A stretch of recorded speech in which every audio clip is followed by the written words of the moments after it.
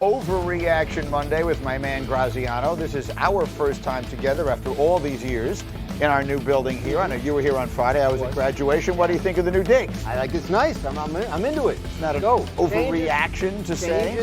Changes okay sometimes. So far, so good. Right? Let's see what changes may be coming in Cincinnati. Jeremy Fowler reporting yesterday the Bengals and Trey Hendrickson have resumed contract talks after he accounted for 49% of his team's sacks last season. So let's dive in. If I said the Bengals defense is going to be even worse this year, is that an overreaction? It is. First of all, that would be difficult to be worse than they were last year on defense. Second of all, look, Hendrickson is still there. I know the contract isn't done, but he hasn't been traded. I think that ultimately gets worked out. There's some young guys they're counting on coming along. They're getting a couple guys back from injury and a new coordinator and a new scheme, which sometimes helps you bounce a little bit. So, yes, I think the Bengals defense will be better this year. Let me go to an offense that I'm interested in.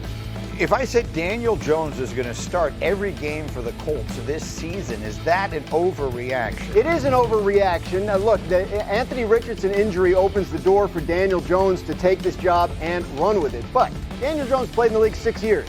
He's missed games due to injury in at least 4 of them. And I think, Anthony Richardson, if he can get healthy, might have an opportunity to take this job back. And if not, I think the Colts may need to go and add someone else just to protect against 2 guys that have injury history. Bart doesn't even need to speak. He just responds. His entire reaction, his facial reaction. Let me do 2 seconds on this one stick. Daniel Jones, you're all in on Daniel. Yeah, I think Danny Dimes can end up having the Sam Darnold type of year, bounce back. He's never been in an environment. The environment matters. He's never had a running back like Taylor. Well, he had Saquon, but they didn't have an offensive line. He has 2 outstanding number 1 receivers on the outside. Is Danny Dimes the next Sam Darnold? Super quick. I don't know if Minnesota, we compare Indy to Minnesota. That's a tall task. Who's the Justin Jefferson? You got to figure that part out. All right, one more. Let's get to the last one because this is the interesting one. If I said Aaron Rodgers makes the Steelers instant contenders, is that an overreaction? Yes. He didn't make the Jets instant contenders, not to bring up a sore subject, but yes, it's an overreaction. He's 41, going to be 42 by the end of the year, and this is not a team that was like plug-in quarterback and now you have a contender. They have question marks on the offensive line. They have one receiver who's averaged 73 catches a year in his NFL career. They have a defense that's average age is like 28, 29, probably one of the older defenses in the league. By the way, they're having the exact same problem right now with TJ Watt that the Bengals are having with Trey Hendrickson, and nobody's getting on their case about it. I think Pittsburgh could be in for a rough one. Okay, so it's an interesting little scenario here. Let's live in a world where this doesn't go well. I'm on record as saying I think it's going to go well. Right. But if it doesn't, here's the question of the day. Who needs this more? Who needs this year to go well more? In any way you want to take this question, Mike Tomlin or Aaron Rodgers? I think it's Mike Tomlin because Mike Tomlin's been there 18 years. He hasn't won a playoff game in 8 seasons, and it's getting stale. You talk about the Pittsburgh Steelers, we think about continuity and consistency. You think about Bill Cowher being there for, I believe, 15 seasons, Chuck Noll being there for 23, and he's been there 18. Sometimes you just need a change. It can be good for both sides if this season doesn't go well. The Kenny Pickett thing is what comes back to haunt them, that trying to replace a Hall of Fame quarterback is tough to do. Who needs this more, Tomlin or Rodgers? D. Wood? Tomlin. Listen, I'm not sitting here and going to expect a 41 that's going to be a 42-year-old quarterback during the season to all of a sudden put this Pittsburgh Steelers team on his back and get them to the level of the Kansas Cities, the Buffalo, the Baltimores. No, I'm going to the guy that has raved about, talk about the standard is the standard. What in the world is the standard in Pittsburgh right now? Because the damn sure is not winning playoff games. Mm-hmm. That's where we're at with the Pittsburgh Steelers right now. They haven't won a playoff game since 2016.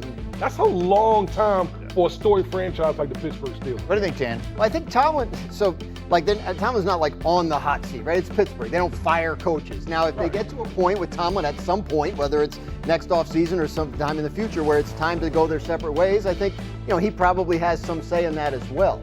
But, to your point, what are the Pittsburgh Steelers under Mike Tomlin? They are a team that wins at least as many games every year as its talent dictates it should. He gets the most out of the rosters he has. Now, they haven't had postseason success. So you can make the question becomes, are they good enough? Like the team he got into the playoffs last year had no business beating the Buffalo Bills in the first round. That was a mismatch.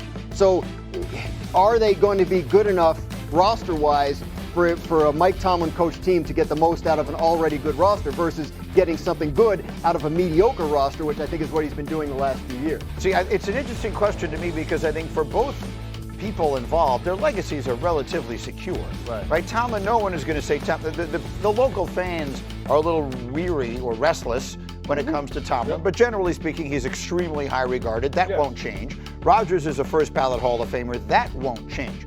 But as far as what I think the immediacy of this all is, everything was on Rodgers' plate with the Jets. When that didn't go well, even the things that weren't his fault got blamed on him. I think now it's the opposite. I think everything is on Tomlin's plate. Everyone figures if this doesn't go well, I think it more reflects on him than it reflects on Rodgers. Which is why I believe they took this risk with Aaron Rodgers, knowing what comes with him, because they know how important it is for them just to see that they can get a postseason victory. Now, last year, 10-7, getting to the playoffs, you add a player like Aaron Rodgers, you have a shot. I think a playoff win kind of makes Tomlin secure. They're going to win a lot of games this year. I'm telling you right now, I think they always better do than people think. Jackson and the Ravens. That's where we find our ESPN senior NFL reporter, Jeremy Fowler, joins us now. Lamar Jackson expected at Ravens minicamp this week. What's the significance of this upcoming stretch prior to the start of the season? Well, Amina, one of the best offenses in the NFL can kick off in earnest. The minicamp, Lamar Jackson will be there with Derrick Henry, who just signed a recent contract extension, so they're going to get that running game in order next week in Baltimore.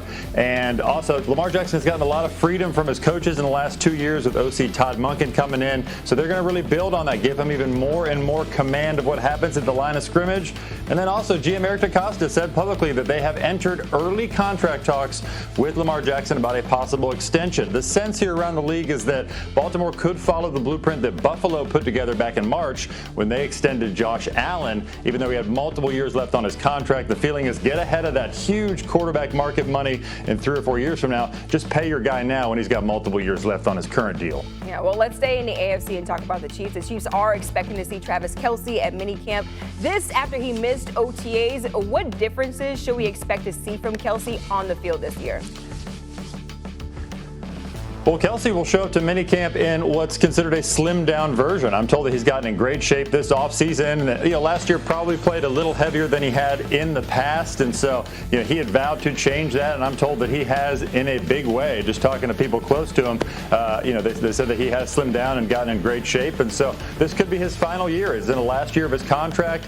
He's in his mid-30s, certainly a Hall of Fame career, and he wants to potentially end it on the highest note possible. Yeah, despite all the chatter last season, Kelce still had 97 receptions last year, his 7th straight season with at least 90 catches. And Jeremy Fowler with the latest. Also, happy Father's Day, Jeremy. Thank you, Amina. Hello, xin chào tất cả mọi người. Hôm nay mình sẽ hướng dẫn các bạn gấp một con dây màu xanh như thế này nhé. Bây giờ các bạn vào làm cùng mình luôn nhé. Rồi, ok.